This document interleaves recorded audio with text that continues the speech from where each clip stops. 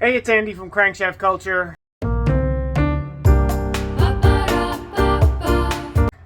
Today we're going to be putting on a Rally Innovations light bar, some primitive racing skid plates, and eventually some Lightforce Venom lights onto our Crosstrek. So, I've managed to choose the coldest day of the year so far, I think, because that's what you do when you don't have a garage. You wait for the coldest day of the year to do this. Anyway, let's get started. Welcome to my office. So we're going to go ahead and remove the splash guard on the Crosstrek. There's some tabs on here, like these little guys, here, some of this stuff up here. Gonna pull that splash guard off. This is just the OE plastic splash guard. Quick suggestion here: if you don't have one of these, get yourself one of these. This is a simple fastener removal tool, so if you've got these little pop rivet deals, this thing helps to prevent you from breaking them. Mine actually came with a set of pop rivets or push rivets, and they work really well. Plus, they're faster than using a flathead screwdriver. So you just get this open, and then you can just pull it. Much easier to work. Fucking of course. You basically just get your thing there, see how it pops out, and you can just bunk like that, easy peasy. Alright, so once you get all those tabs out, including, there's 4 bolts. These are the front 2 that are kind of longer, and there's 2 regular shorter bolts. So there's 4 steel bolts and about 14 billion of the plastic tabs. And once you do that, you can take off the actual splash guard. Okay, there it is. That is the splash guard off. There's, like I said, a whole bunch of fasteners, but it is off. So now, move on to the next step. If you are going to just install the primitive skid plates, after you've got that splash guard off, you'd go ahead and do that. But we're installing the Rally Innovations light bar on the front of this Crosstrek.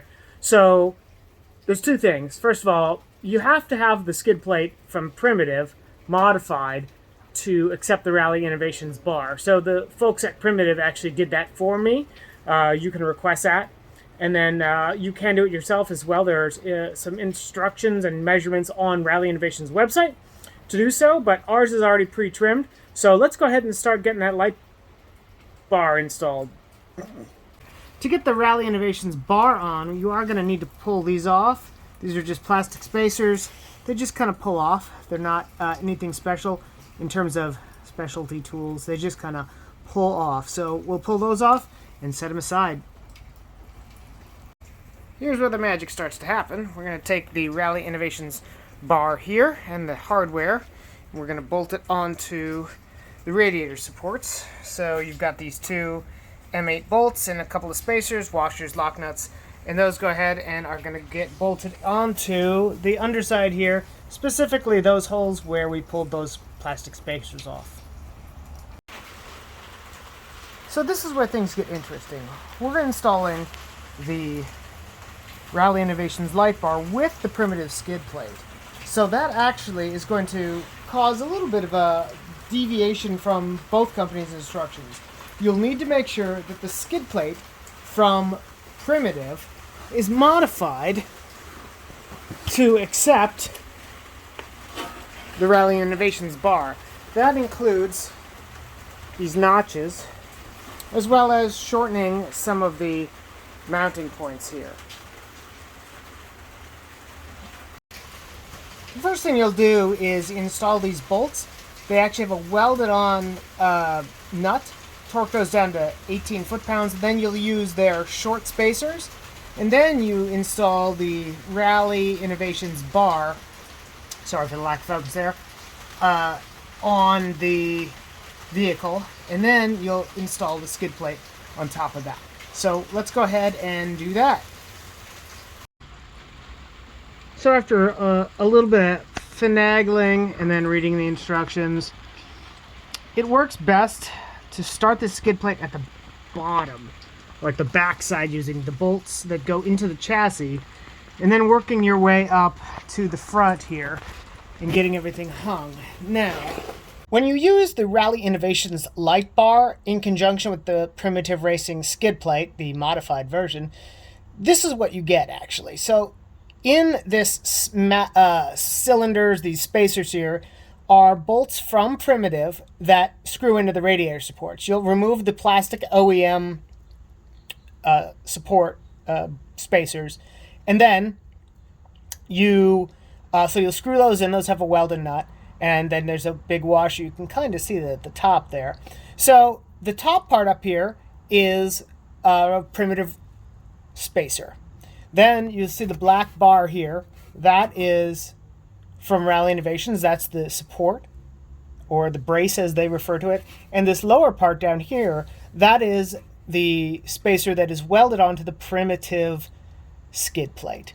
So that all gets sandwiched together and then installed using these, I believe they're 13mm fasteners. Okay, so then you can see we've got the brace. It's mounted here. Okay, it runs up here. Here's the end of the skid plate. Here is the end of the brace. You can see it makes a little bit of contact with this plastic. I removed the fastener. There's a plastic fastener there to get a little clearance. You use the shorter bolts. It's the shortest 2 bolts here. And then that runs out to your bar. So, and then your bar will come up and attach here with a couple of fasteners. You've got lock washer, and then it attaches with there are these spacers, and then these are 14mm bolts, and that is going to help hold the whole thing in place. So what you end up with is this. So it all is adjustable. It comes kind of in and out. Sorry for that lens flare, but you can see this thing is like super duper sturdy. Like, I can pull on this and the whole car moves. So there are 2 holes down here for lights as well, and you can allegedly mount another set of lights on here. I'm not sure if you would use the bolts up here or if you just use clamps, but this is on and it's super sturdy. So the next part is going to be to install our lights. Just real quick, you can see this thing is super stout, and then it meets our mid skid plate back here. So we've got a complete skid plate over the vital parts in the middle. We've got a skid plate over the front, and it protects the oil pan and all that stuff. Now, with that being said, every time we change the oil in this sucker, we're going to have to drop this. So that is a bit of a chore. Now, but it does offer ultimate protection. Primitive does make models that have a hole for changing the oil, but that's not this one.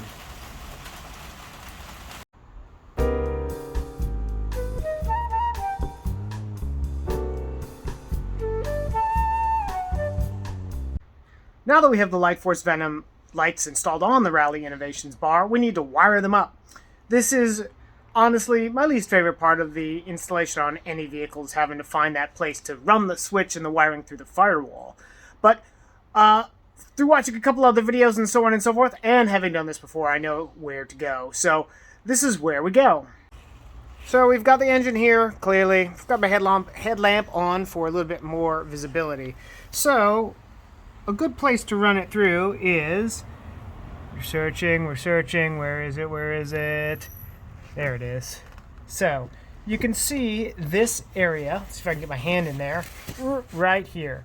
So this is a grommet. Now there's some electrical tape that goes over this tab here, and you can just cut that electrical tape. That actually gives you some access to the wiring that goes through here. So what we're going to do is we're going to poke a hole in here using either like a barbecue skewer or a coat hanger, and then we're going to pull our wires through here. Now, having done this on an Outback Wilderness earlier this summer, I can tell you that spraying a little bit of silicone spray to that wiring will help it slip through that grommet a little easier than just pulling and pulling. It'll come out somewhere around the brake pedal, if I remember correctly, and from there we'll be able to go ahead and mount our switch. So let's get started. So here's a little tip for getting all this stuff through here. What I do is, we've got this big loom, right? We've got to get this stuff through the firewall. So what I do is I'll take a coat hanger, or some thicker wire or something like that. And then we'll take those wires and wrap them up in electrical tape and leave the pointy end here to pass through. So that helps get us through that big rubber grommet. When it comes to wiring up the lights, that's the fun part. If you have to go through the firewall, there's a grommet, which we looked at already. That wiring I passed through here, you can see this here. What I did was I popped this panel off just using a pry tool, okay? And then I popped the whole entire panel off, which is held in with clips, okay? Then I actually pulled the whole unit out here, which is also held in by clips on the side here. And that allows me to better access the switch that I have. So this is actually the switch right here. This is the Lightforce switch because we're using our Lightforce Venom lights. Okay. These knockout panels are extremely sturdy. I customized one with a Dremel and some pliers and whatnot. These things are ridiculous. You can't just pop these out easily. You have to take this panel off to push these out, and there are clips on the top. I don't know if you can see that or not, but there are clips up here that release these. But these things are like super duper sturdy. They're not just plain old knockout panels. So be warned if you're doing this on a Crosstrek that these knockout panels are almost indestructible. So anyway, we did some customizing, and then I'll go ahead and wire these to the switch, and we'll go ahead and test everything to make sure it works. After you've done the wiring for your switch, in this case, as I mentioned, it's the Lightforce Genesis, you'll pop everything back on. I can't give you exact directions on how your switch is going to go, but mine was custom made, and then on and off. So this is all buttoned up in here. The last of the skid plates we're going to put on is going to be the differential skid plate, or the rear skid plate from Primitive, which is going to go right about there. So let's go ahead and get going. The first step in installing the rear skid plate is going to be to loosen these two bolts and remove this one. In its place, we're going to put the bracket that holds the skid plate on.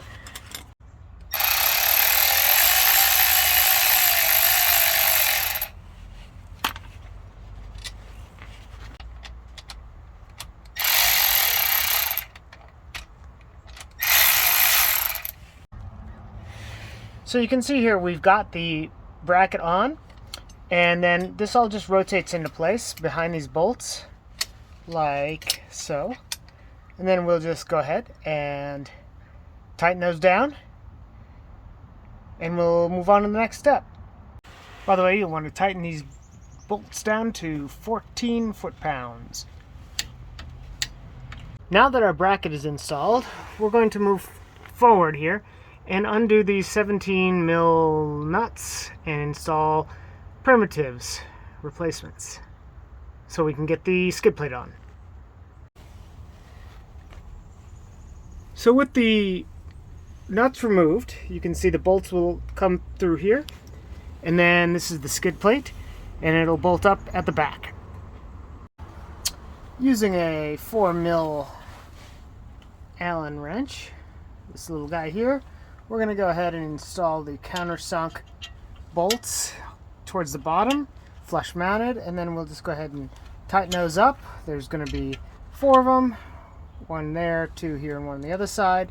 And after that, we'll go ahead and tighten up that pair of 14 millimeter bolts that we've installed from Primitive. Everything's nice and recessed and stainless as well, so it's going to look great, and nothing's going to be low or drag. We are done. We have got the lights wired up, we've got the Rally Innovations bar on, we've got the Primitive skid plates on as well. Just real quickly, everybody does their wiring a little bit differently, but let me just show you what I did. So we've obviously got our battery.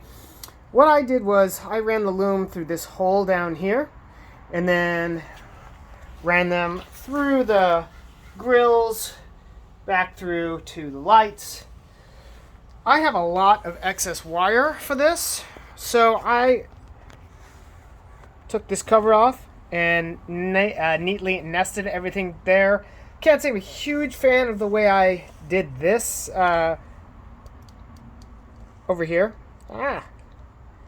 So I can't say I'm a huge fan of this. I'll probably undo the bar and then route that a little bit better. But then you're going through the firewall, coming through here. And then we tucked everything nicely down in this area here, made sure everything was away from hot things, rotating things. We loomed the wire to prevent any rash or rubbage as well. And then I did notch this cover just a little bit, so and everything will go through that without any weird rubbing or bulging on that. So everybody's going to do it a little bit differently, but again, you've got your wiring through the firewall. That was a good time. And then through here, nested underneath this panel, we've got everything kind of tucked and zip tied, about 14 million zip ties, all with the tails cut off. And then we've got all of the wiring, and it works.